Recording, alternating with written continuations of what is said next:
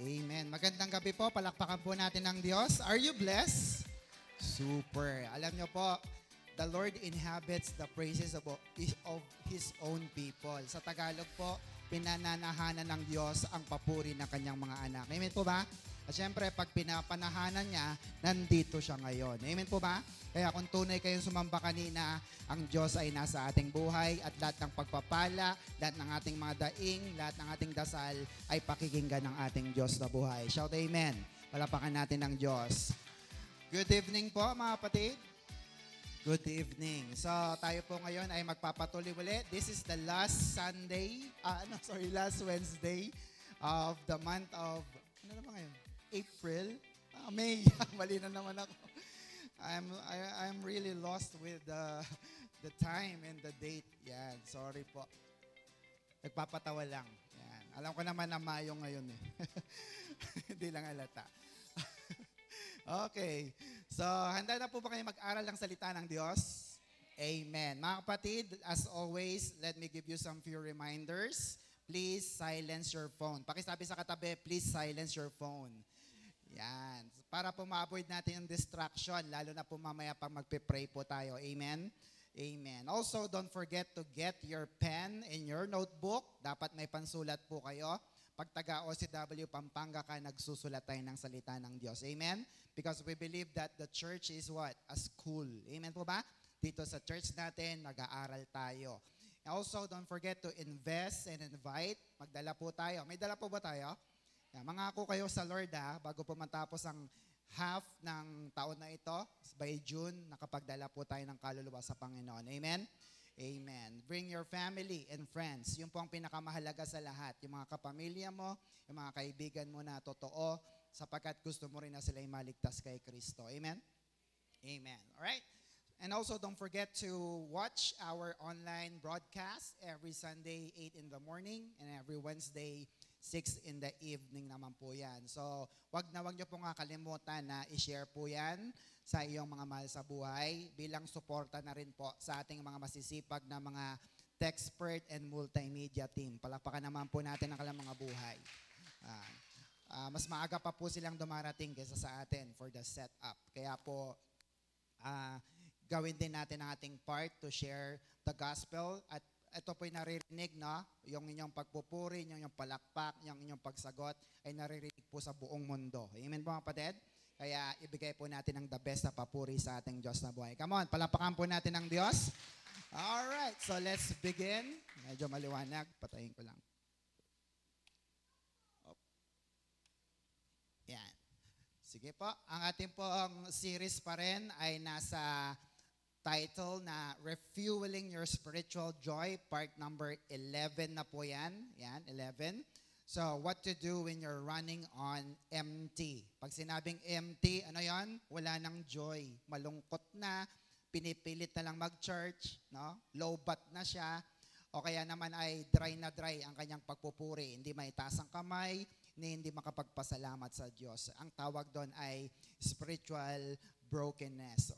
Amen po ba mga kapatid? Kaya dapat po alamin natin ang tanong na ito. Next, are you happy in serving the Lord?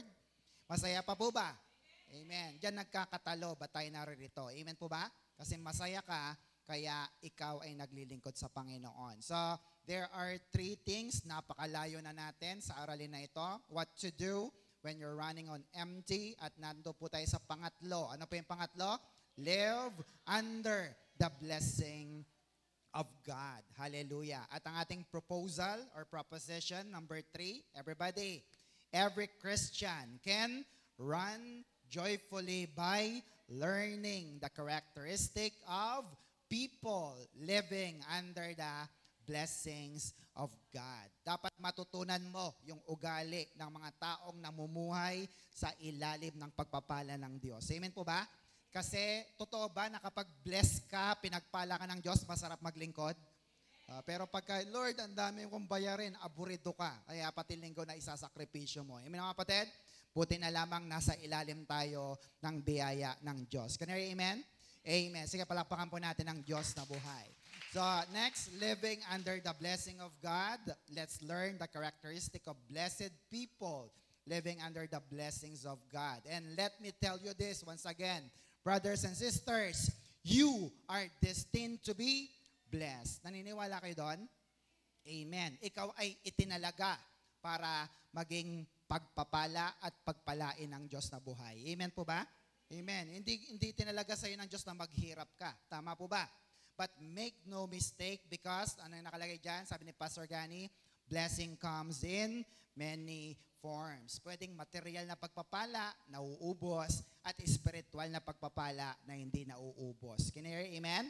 So, pinagpala ng Diyos, kaya nga sabi ng Psalms, hindi ka magkukulang. Kasi spirit, soul, and body, pinagpapala ka sa lahat ng bagay. Hindi lang puro pera. Can you hear? Amen?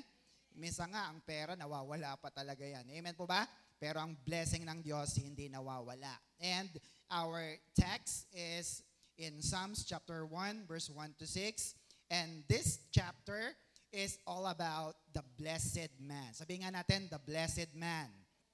Very good. Ito po yung pinagpalang tao. Basahin natin ulit. Psalms 1, 1 to 2. Sabi rito, blessed is share. No?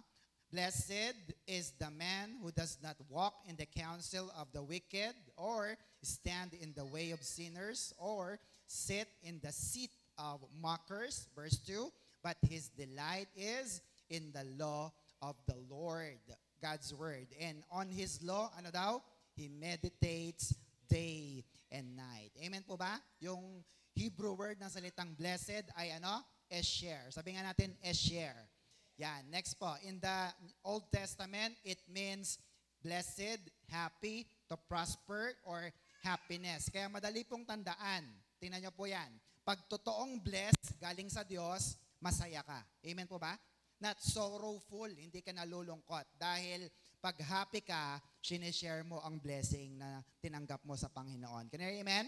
Pero yung alam mo ng pinagpala pero iniipit-ipit pa rin, hindi pinagpala yon kasi hindi siya nagiging masaya sa blessing niya. Amen?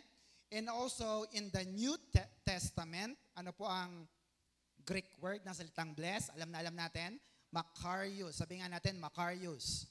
Yan, napakaganda nito. Supremely blessed, by extension fortunate, well-off, mayaman o nakaluluwag sa buhay. What else?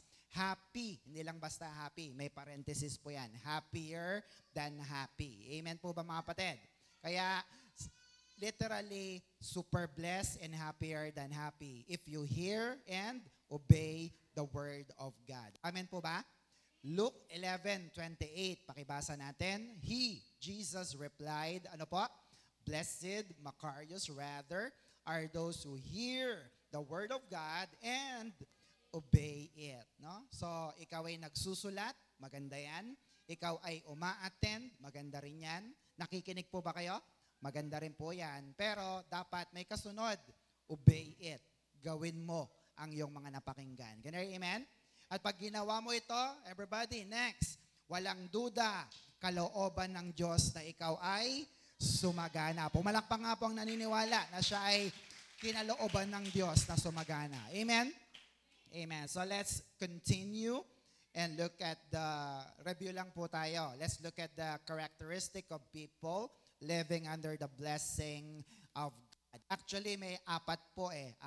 Pero naibigay ko na sa inyo yung unang dalawa. Ano po yung number 1? Separated from the world. No, dapat hindi ka na materialistic. Amen? Dapat ang hinahangad mo lang ay mga bagay na makalangit. Pangalawa, what is that? Number 2, saturated with the Word. Dapat po babad ka saan? Hindi sa TV, hindi sa cellphone, hindi sa trabaho. Saan ka babad? Sa salita ng Diyos. Look at this. Psalms 1, verse 2. Everybody, but His delight is in the law of the Lord. Ano po yun? God's Word. Amen po ba?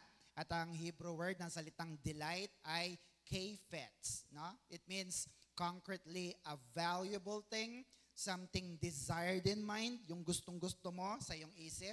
May inisip ka bang gustong-gusto mo? No? Sana makuha ko yun, Lord. Literally, ano po yun?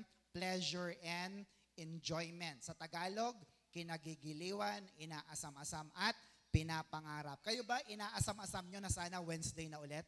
No? Sana Sunday na ulit? No? Inaabangan nyo po ba na tayo po ay mananambahan at makikinig ng salita ng Diyos? Amen. Kaya ang tanong ay, saan daw dapat ba tayo mag-enjoy sa salita ng Diyos? Saan nga po ba? Tingnan nyo po yung picture. His delight is in God's Word. Amen po ba? Nakita niyo yung bata? Masaya siya, hindi sa candy. Masaya siya saan? Sa salita ng Diyos na buhay. Ibig sabihin, excited ka, nasisiyahan ka, nabubusog ka ng salita ng Diyos. Can you hear amen? Amen po ba? Amen. So the question is this, iniwan natin, do you enjoy and value the Word of God? Na-enjoy nyo po ba? Pinapahalaga nyo po ba? May Biblia na ba kayo? Amen. No? Ibinili nyo ba yan? Binigay mo, pastor. Hindi. No? Dapat bilin mo. Bumili ka rin ng sarili mo. Amen, mga kapatid? Kasi mas mahalaga pa ang Bible mo kesa sa cellphone. Can you hear amen? Amen. Sige, palapakan natin ang Diyos na buhay. And also, sinishare mo yung ating online broadcast. Sinishare mo ang lahat ng mga natututunan mo dito sa church. Sinishare nyo po ba? Amen, mga kapatid? Kasi may kasabihan tayo, ang taong busog, dumidighay. Tama ba, mga kapatid? Hindi pwedeng hindi didighay yan. Baka kung saan lumabas. Tama, mga kapatid? Kaya pag nabubusog kayo ng salita ng Diyos, sigurado, uy, alam mo, nag-church ako, ang ganda ng tinuro ni pastor. Hindi ko naman tinatanong. Diba? Pero dahil nga, hindi mo kailangan tanungin ang tao na yon kasi busog siya. Kaya siya didighay ng salita ng Diyos. Can I amen?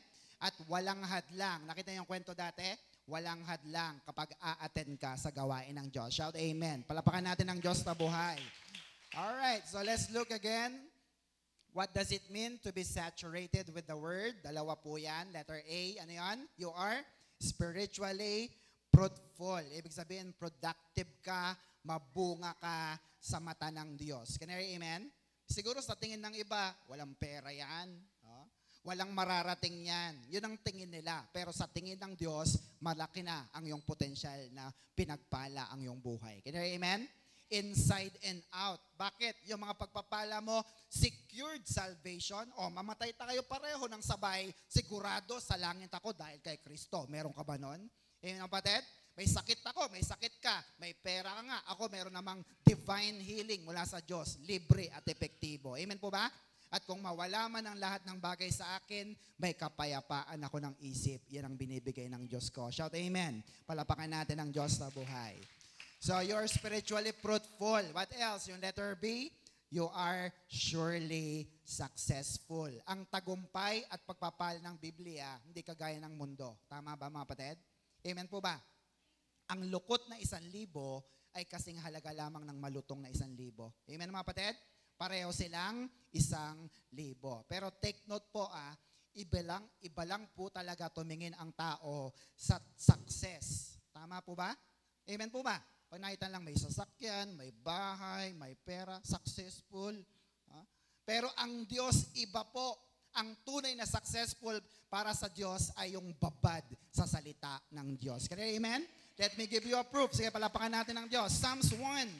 Psalms 1, verse 3, letter B. Sabi diyan, He's like a tree planted by the streams of water, which yield its fruit in season, and whose leaf does not wither. Look at the next line. Whatever he does, prosper. Amen? Nagsasucceed, nagtatagumpay. Bakit? Kasi babad ang ugat niya sa ilog. Amen po ba, mga kapatid? He is planted by the streams of water. So, ibig sabihin po nito, next, saturating your mind with God's Word makes you ano? Productive. Amen po ba? Pag sinabing productive, useful ka at nagiging wais ang iyong buhay. Nagiging wais po ba kayo? Amen. Kasi pinapatalino tayo ng Diyos. Mark chapter 4 verse 20. Others are like the seed. Ano po yon? God's Word planted in the good ground or good soil. Yun yung puso natin. They hear the teaching and accept it. They grow and produce fruit. Sometimes 30 times more, sometimes 60 times more, and sometimes 100 times more. So ang mahalaga po noon, namumunga kapag natanim sa ating mga puso. Amen po, mga kapatid? So iba-iba lang ang bunga. Ikaw medyo meron kang 30, ako merong 60, ikaw may 100. Pero ang mahalaga, lahat tayo'y namumunga sa Panginoon. Shout amen. Palapakan natin ang Diyos na buhay. Anong Macarius Challenge natin last time? Napakaganda. Blessing comes when you enjoy the Word of God. Do you enjoy the Word of God? Amen. So let's continue with the third characteristic. Ito yung magandang pag-usapan. Ano po yung number 3, everybody? Situated in the presence of the Lord. Again, situated in the presence of the Lord. Hallelujah. Ibig sabihin po nito, ikaw ay nasa presensya ng Diyos. Nasa presensya ka ba ng Diyos? O yung isip mo, naisara ko ba yung bahay namin? Naitabi ko ba yung mga sinampay? Nakapagsaing ba ako? Hello? Dapat magbabad ka sa presensya ng Diyos. Amen? Amen. Ang panganib laging nandiyan. Pero sabi ni Pastor Gani, look at this. The problem is not the presence of danger, but your absence in God's presence. Amen po ba? Yung danger, yung problema, yung virus, no? Yung kamatayan, nandyan lang yan. Ang kamatayan, walang nire-respeto yan, bata, matanda. Amen po ba? Ang problema, baka wala ka sa presensya ng Diyos. Amen po mga kapatid? At yun ang pinakamasaklap na kahihinatnan natin. Kaya dapat lagi kang nasa presensya ng Diyos. Can I hear amen? Kaya sabihin sa katabi, huwag kang a-absent. Ayan. Look at this.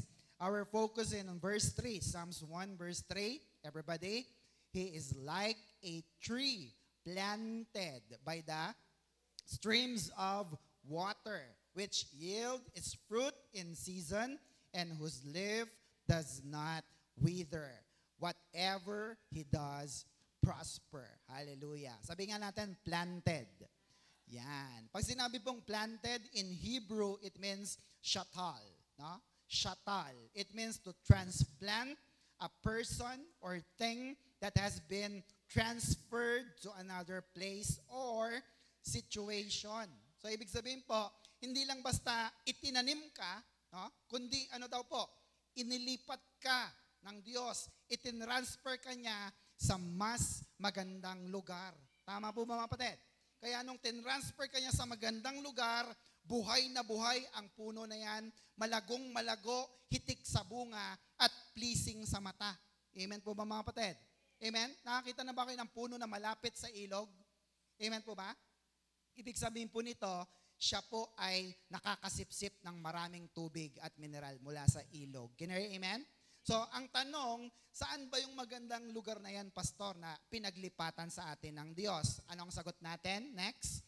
By the streams of water. No? Sa tabi, sa gilid mismo ng ilog, sa patubig. Di ba may mga patubig dito? Nakita niyo po yung mga puno na malapit sa patubig? Buhay na buhay sila. Tama po mga kapatid?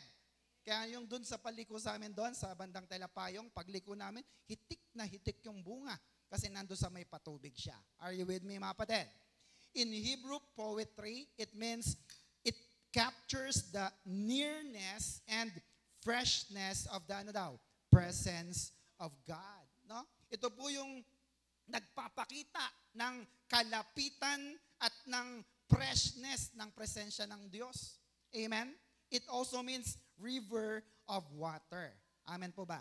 Ibig sabihin po nito, baka dati nakatanim ka sa batuhan, yung pinagtaniman sa iyo ito yung lupa, no? Nasa initan ka, nasa tabi ka ng apoy, mala impyerno ang iyong pinagtaniman, pero brothers and sisters, shatal. God transferred you into a better place, mas malapit sa ilog para ikaw ay lumago at maging mabunga sa iyong buhay, Kristiyano. Shout amen. Palapakan natin ang Diyos na buhay. Kasi yung mga naitanim sa batuhan, sa mainit na lupa, aburido yan.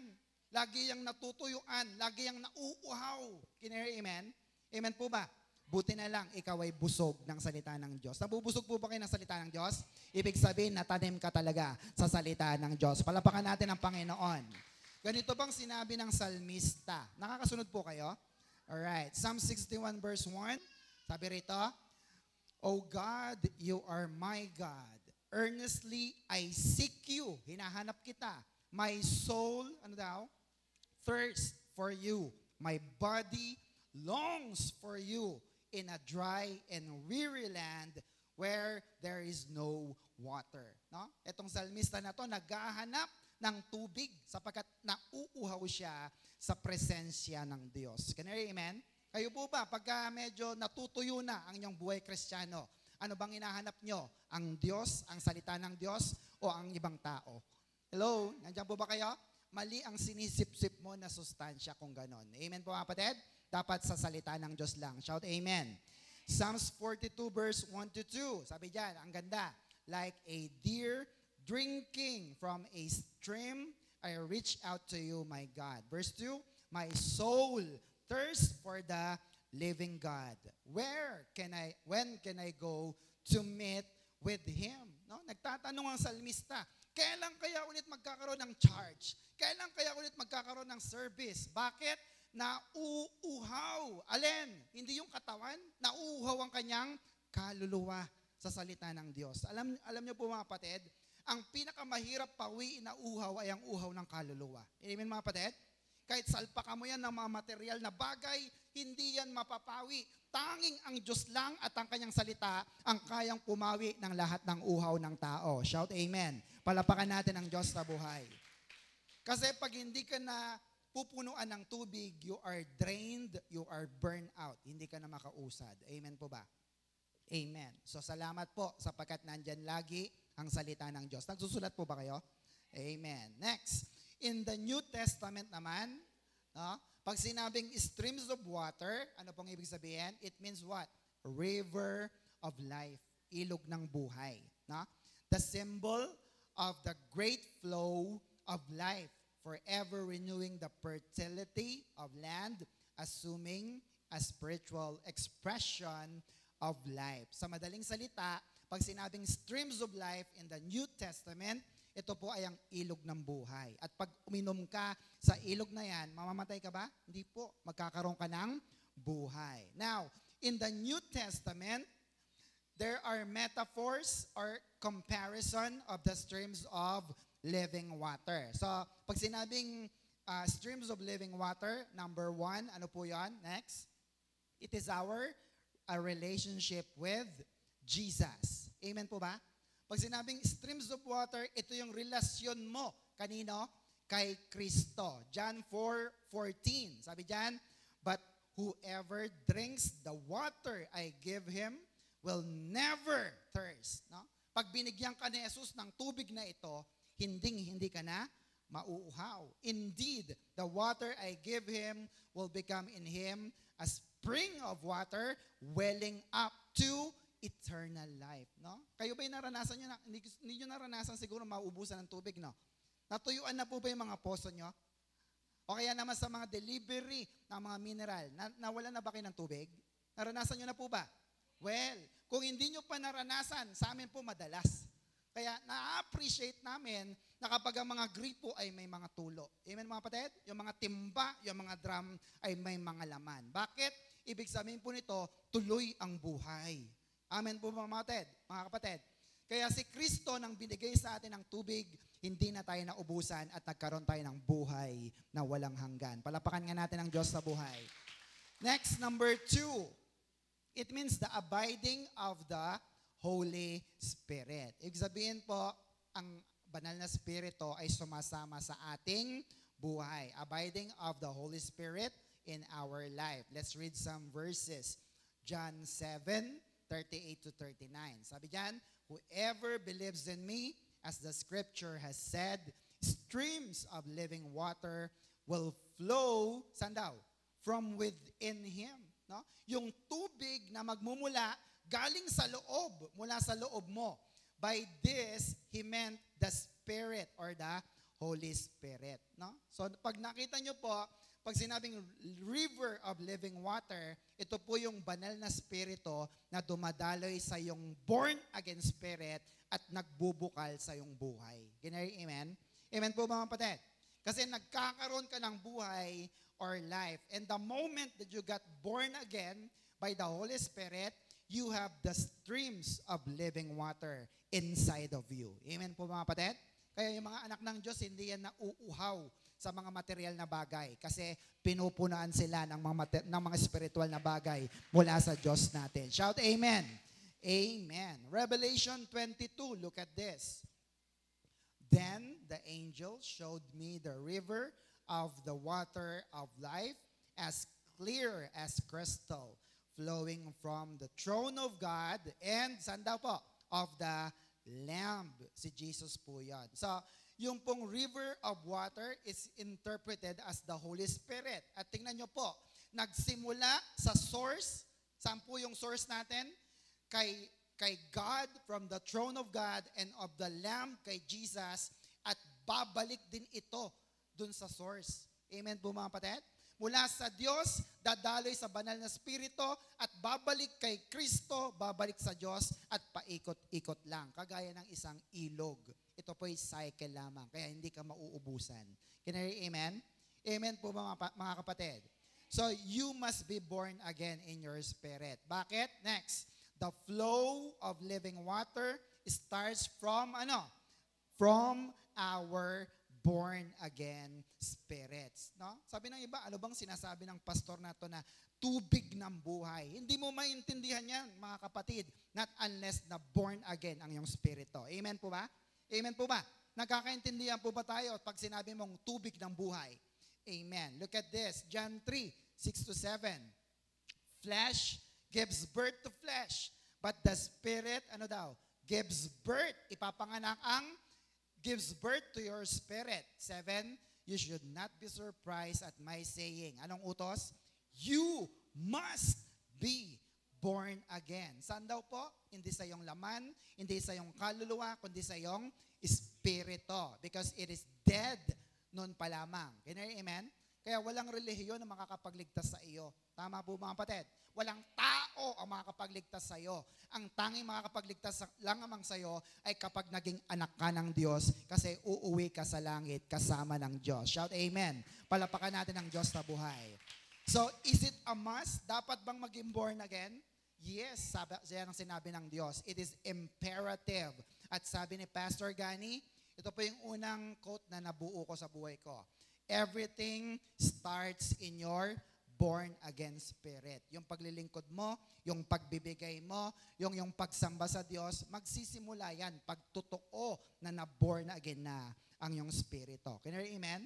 Pero pag hindi, palabas lang, uuwi, pero wala namang napupuno na tubig sa kanya kasi butas pa, patay pa ang kanyang born-again spirit. Can you hear amen? Ang kanyang spirit. So, dapat ma-born again ang kanyang spirit. Amen? Amen. So, going back, nakakasunod po ba kayo?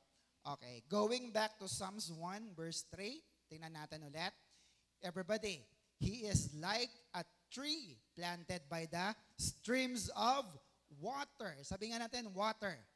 Yan. The question is next, why water? No? Pastor, bakit water ang ginamit ng salmista? Bakit hindi honey? Bakit hindi seed? Bakit hindi meat, bread, or milk? No? Bakit? Ano nga po ba ang magagawa ng tubig sa isang puno? No? Ano po ang sagot natin? Water is life. Amen? Ang tubig ay buhay. Tama po ba? Amen po ba? Yung fresh, malinis na tubig, yun ang pinanggagalingan ng buhay ng lahat ng tao. Tama po ba mga kapatid? And there's a fun fact about water. Bakit? Sabi po rito, water is the best health tonic ever. Drink 8 glasses of water per day. Bakit? Ang ating katawan ay binubuo ng ilan? 70% of water. Ito po yung sa average ng mga matatanda or adult. So, we are actually water. Ang ating buong katawan, tubig po yan. Nakukuha niyo po yun mga kapatid? Amen po ba? Amen. Kaya po, ang human fetus naman, yung baby na nasa loob ng tiyan, 95% water po yan. No? Bilhin nyo, 5% na lang yung kanyang mga laman at kanyang mga buto. From the first month. So, ibig sabihin lamang po, you need more water. Kailangan mo ng maraming tubig para maging mabunga at mabuhay ka ng matagal. Can you hear amen? Amen po ba? Ano bang pinagsasabi ng pastor na ito? No? Ibig sabihin po nito ay ganito. No wonder ang mga tao tao na mahilig uminom ng alak, ha? Mahilig sa mga alcoholic drink, mga caffeinated drink, kagaya ng kape, tea, and colas. Yes, kasama po ang kape. Mahilig ba kayo sa kape? Hello? Umiiksi ang buhay ng mga yan. Provided hindi sila umiinom ng tubig. Nakuha niyo yung mga kapatid? Ginagawa mo ng tubig ang kape, ang alak, ang gin, walang katubig-tubig, iiksi ang iyong buhay. Bakit? Yung 70% na tubig sa katawan mo, unti-unting nawawala. So what do we do? Ano po yan? Avoid it. Sabihin sa katabi, avoid it. Tigilan yon. Can I hear amen? Lubayan hanggat maaari bago pa mauwi sa dehydration. Can I hear amen? Amen po mga kapatid. Siyempre, hindi yan sasabihin sa mga social media, sasabihin ng mga balita. Kasi siyempre, produkto yan na dapat i-consume natin. Tama mga kapatid? Pero may mga vlog, di ba? Si Dr. Atoy, kilala niyo yan? Sabi niya, dapat iinom ka ng tubig. Kaya sumasakit ang ulo mo, nagkakaroon ka ng migraine, nagkakaroon ka ng kung ano-ano. Kasi kulang ang katawan natin ng tubig. Kaya sabihin sa katabi, uminom ka ng tubig. Amen mga kapatid? 8 baso kada araw. Are you with me mga kapatid? Amen. So, mahalaga po bang tubig sa atin? Napakahalaga. Amen? Amen. So, situated in the presence of the Lord means letter A. Ano po yan? Next. A. His presence brings joy. Sabi nga natin, joy. Yan. Ang presensya ng Diyos nagbibigay ng kaligayahan. Psalm 16 verse 11, in your presence there is fullness of joy. At your right hand are pleasures forevermore. No? Pag sinabi pong fullness, todo na ito. And in Hebrew word, it means soba. Sabi nga natin, soba. Yan. Satisfaction, fullness. No? It doesn't mean ordinary joy, but ano daw? Satisfying joy. No? Paano ko nasabi na merong satisfying joy na mula sa Diyos? Kasi may mga tao na natutulog sa banig pero masaya. Amen? Samantalang iba nasa kutsyon, malambot na kama, naka-aircon pa, pero aburido naman. Nakuha niyo mga kapatid? Amen? Masaya ba siya? Masaya. Pero walang joy sa kanyang puso. Can you hear amen? Amen po ba? Yun ang kailangan ng tao. The fullness of joy. Soba, presensya ng Diyos para ikaw ay tunay na sumaya. Tama mga kapatid? Amen po ba? Tingnan niyo po ito. Pakibasa. Next. Sadly, the world fabricates enjoyment and it is so much expensive. But after that, anong sabi? You are sad again. No? Tingnan niyo po yun. Pag gagawa ka ng ikakasiya mo, magastos. Tama? Gusto niyo po bang sumaya? Punta tayo ng Hong Kong Disneyland? Pera.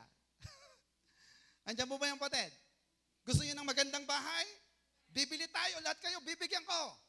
Pera. Andiyan po ba yung kapatid? It is very, very expensive.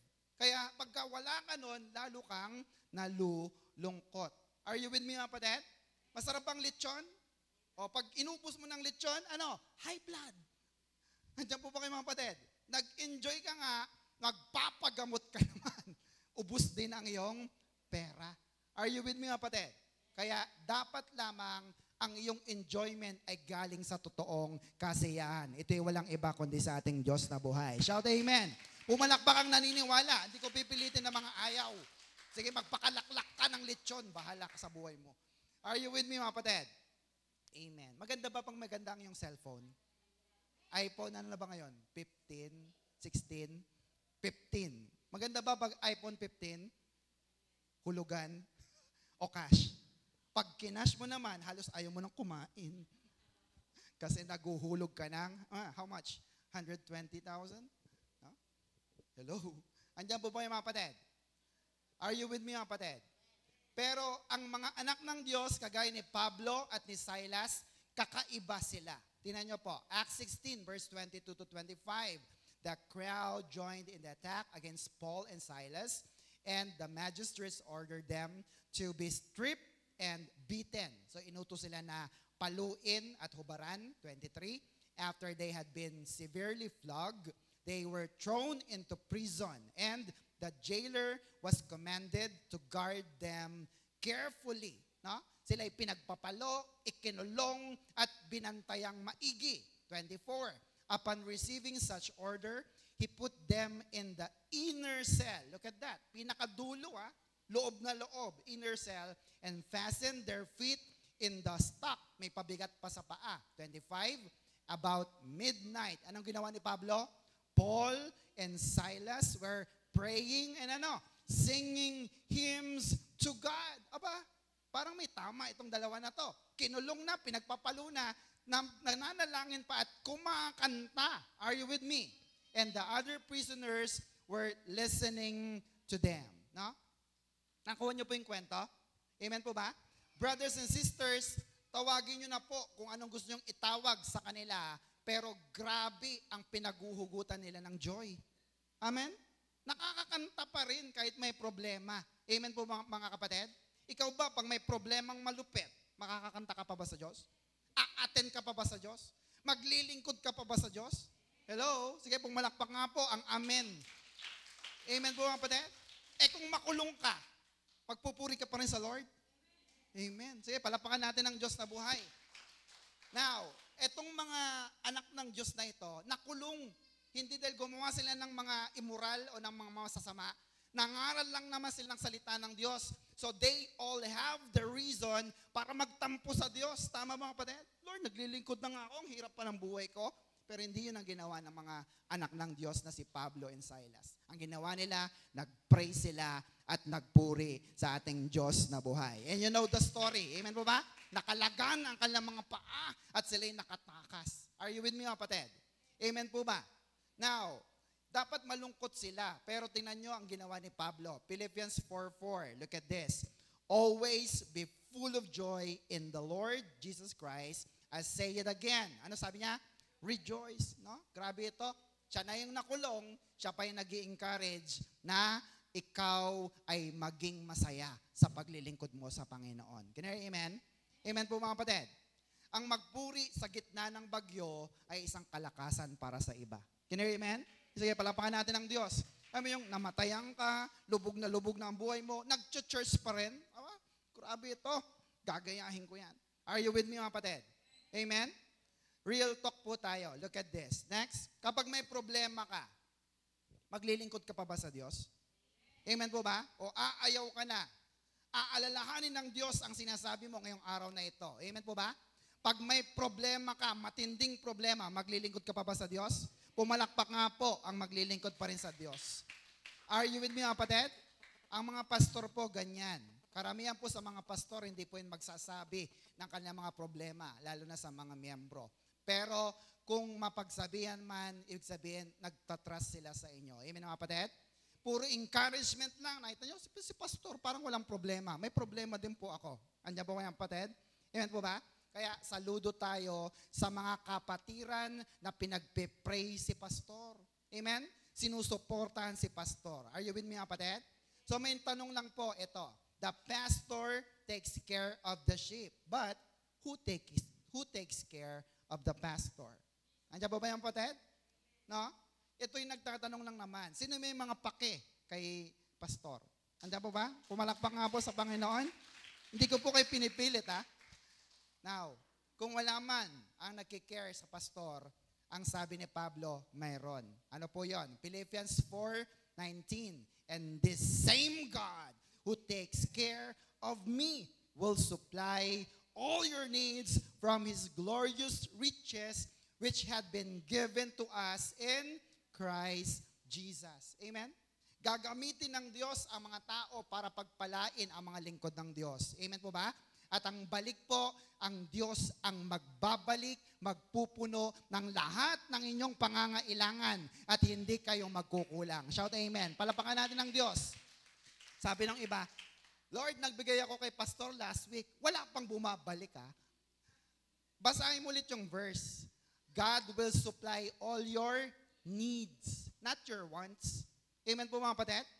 Baka naman nagbigay ka lang ng 5 piso, ang hinihingi mo ay isang kotse o kaya house and lot. No? Hindi mo kailangan yun na. Once na yun. Are you with me mga kapatid? Amen po ba? Pero ang pangako ng Diyos, isusupply niya ang lahat ng pangangailangan mo. Kaya hindi ka magkukulang. Shout amen. Palapakan natin ang Diyos. Ang pangakong ito para lamang po sa mga nagmamahal sa gawain ng Diyos at sa mga lingkod ng Diyos. Palapakan natin ang Diyos na buhay. Amen. Bakit? Next, Christ is our source of overflowing joy over anxiety. Amen po mga kapatid? Pag sinabing anxiety, nagwo-worry ka, apprehension. Alam mo yung apprehension, hindi pa dumarating, natatakot ka na. Paano na? Paano na? Are you with me mga kapatid? Kasi isa sa ugali ng tubig, hindi po yan kayang pigilan eh. Ang tubig, yung mga baha, nakita nyo? Dadaloy at dadaloy at dadaloy yan kahit harangan mo pa yan ng mga dike. Are you with me mga kapatid? Ibig sabihin po, si Kristo ang nagpapadaloy ng maraming kasiyahan sa iyo, kaya hindi kayang pigilan pag konektado ka kay Kristo. Pasasayahin ka ng Diyos. Shout amen. Palapakan natin ang Diyos na buhay. Joy gives favorable result. Look at this, 2 Corinthians 8, verse 1 to 2. And now, brothers and sisters, we want you to know about the grace or favor God gave the churches in Macedonia. Verse 2, they have been tested by great troubles, and they are, very poor, but they gave much because of their great joy. Look at that. Sila po ay very poor, in trouble, may problema, pero nagbigay pa ng higit. Bakit po kaya? Kasi naranasan nila ang pagpapala at biyaya ng Diyos. Can you hear amen? Amen po ba?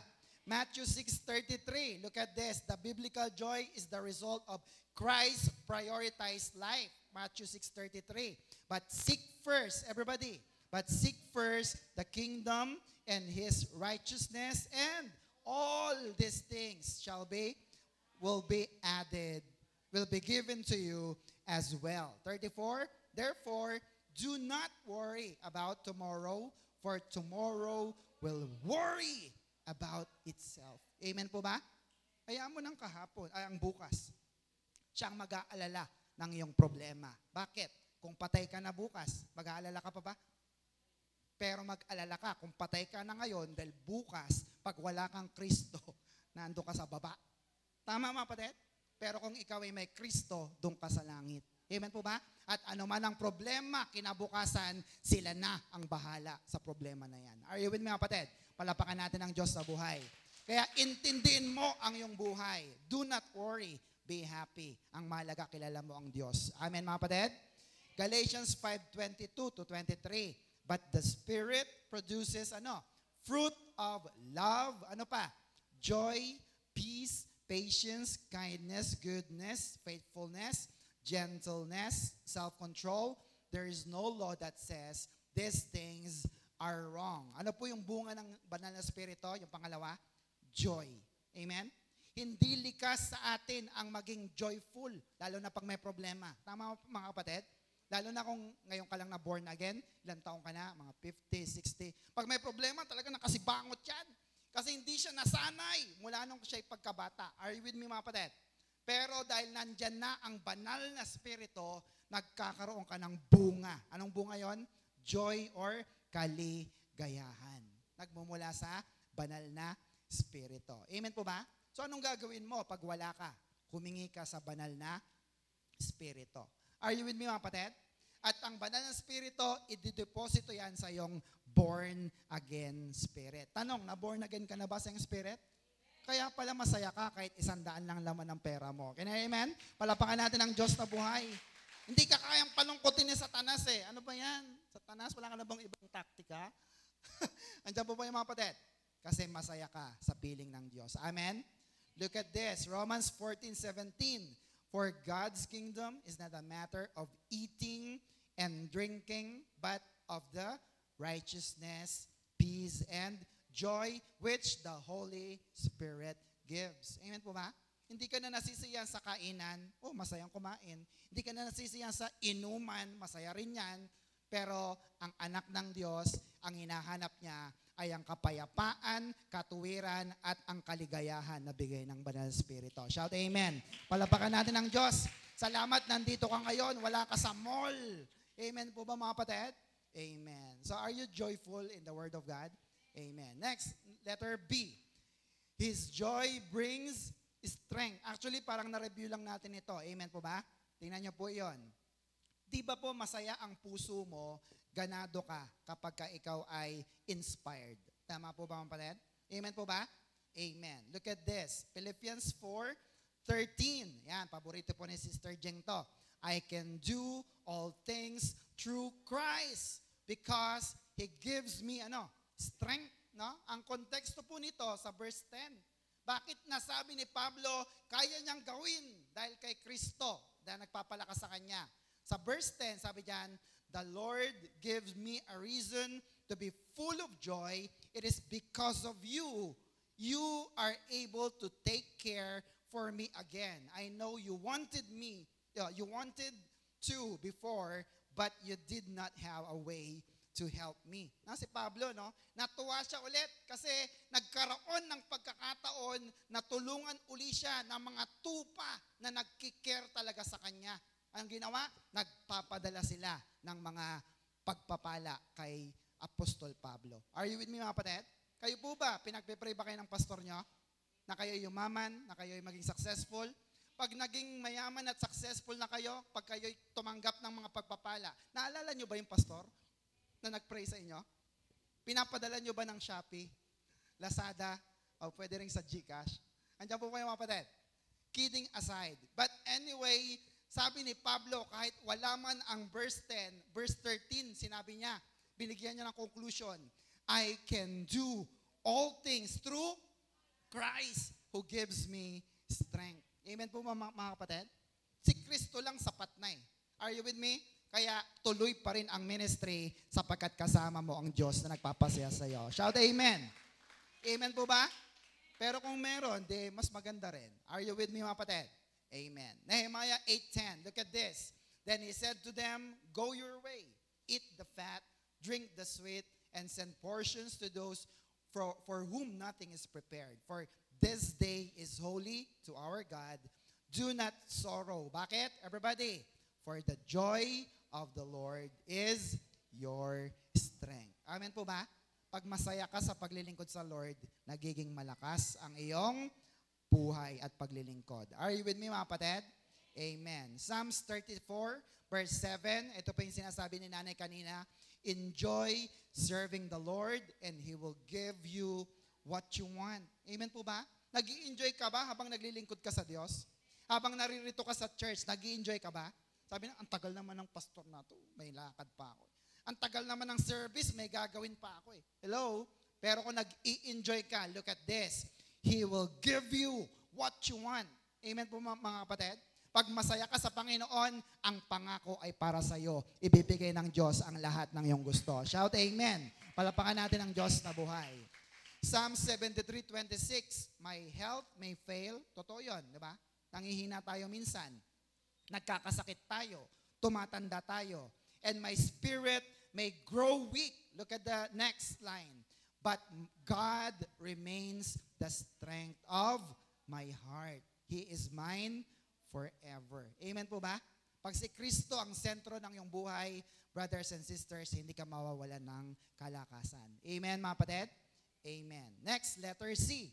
Dito po tayo magtatapos. Sabi po rito, His strength brings what? Blessing. Sabi nga natin, blessing. Pag malakas ka, may blessing ka. Amen? Proverbs 14:4. Look at this. Where no oxen are, the crib is clean, but much increase is by the strength of the ox. Now, let me explain this. Pag sinabi pong the crib is clean, ibig sabihin po nito, malinis ang kanilang kural, ang kanilang lagayan ng mga baka. Now, pipiliin natin, ano bang gusto mo? Yung malinis at maayos o yung magulo pero merong pagpapala. Amen po ba mga kapatid? Kasi pag sinabi pong clean, yung iyong farm, it means loss, laziness, it implies empty barn. Malinis nga pero useless. Bakit? Hindi umaani, walang blessing kasi walang mga baka. Are you with me mga kapatid? Amen po ba?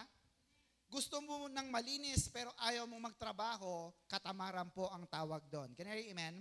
Amen po ba? So we need to strike the balance of neatness versus usefulness. Anong gusto mo? Ang church na magulo o ang church na maayos pero walang tao? Hello? Okay na yung magulo. Tama mga kapatid? Pero kalaunan naman, aayusin din naman natin. Kesa laging maayos, kasi nga wala namang pumapasok na tao. Andiyan po ba yung mga kapatid? Ganon din po yon. Malinis ang iyong kural kasi wala namang mga baka na pumapasok doon. Kaya wala ring pagpapala na pumapasok. Are you with me mga kapatid?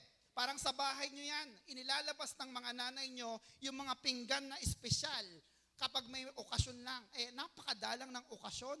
Andiyan po ba yung mga kapatid? Bakit hindi mo ipagamit sa mga anak mo para habang sila nagkakagulo dyan, nag-i-enjoy sila sa plato na kinakainan nila? Are you with me mga kapatid? Sige, palakpakan natin ang Diyos na buhay.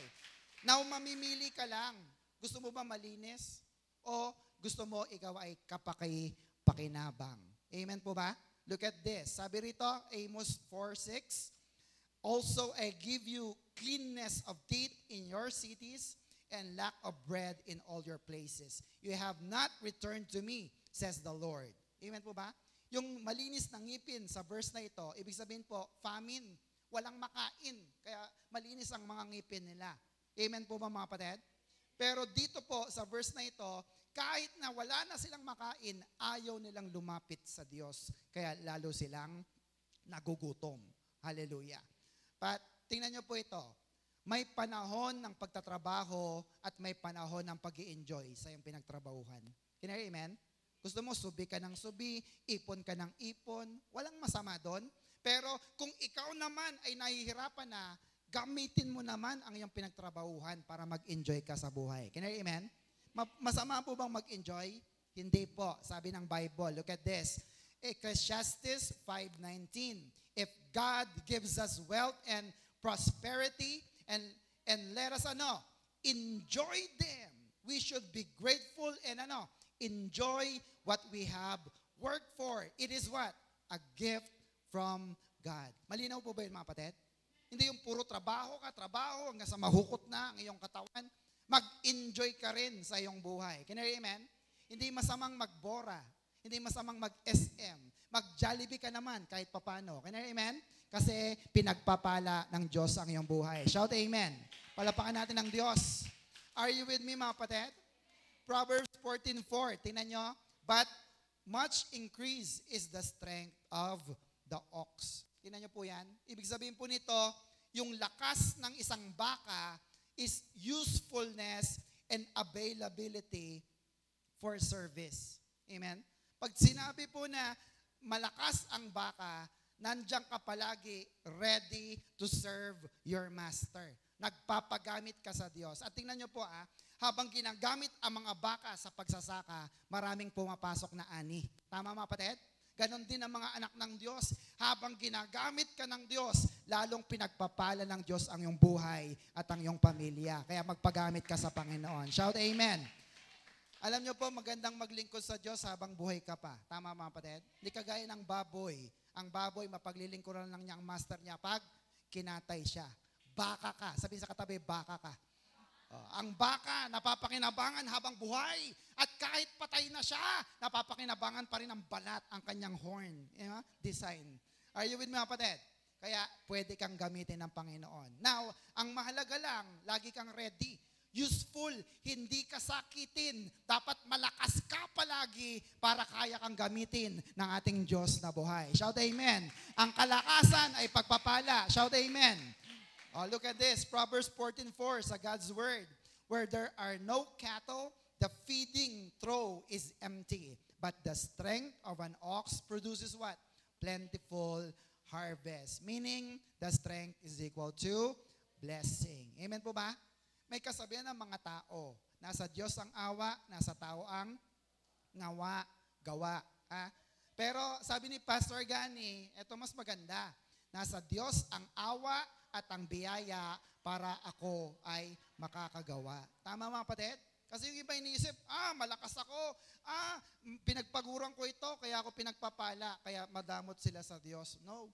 Lahat ng awa, lahat ng biyaya, brothers and sisters, nanggagaling yan sa Diyos. Kaya nakakapagtrabaho ka, nakakagawa ka, at ibinabalik mo lang sa Diyos ang lahat ng pagpapala sa iyo. Shout amen. 1 Corinthians 15:10, but by the grace of God, I am what I am, and His grace to me was not without effect. No, I work harder, sabi ni Pablo, than all of them. Yet not I, no? Mas masipag ako sa kanila. Not I, but the grace of God that was with me. Amen po ba mga kapatid? Sabi mong ako lahat gumagawa dyan eh. No? Not you, not I, but the grace of God. Sa biyaya lang ng Diyos, kaya ka nakakatayo. Kaya pasalamat ka. Inagamit ka ng Diyos sa ubasan niya. Shout amen. Palapakan natin ang Panginoon.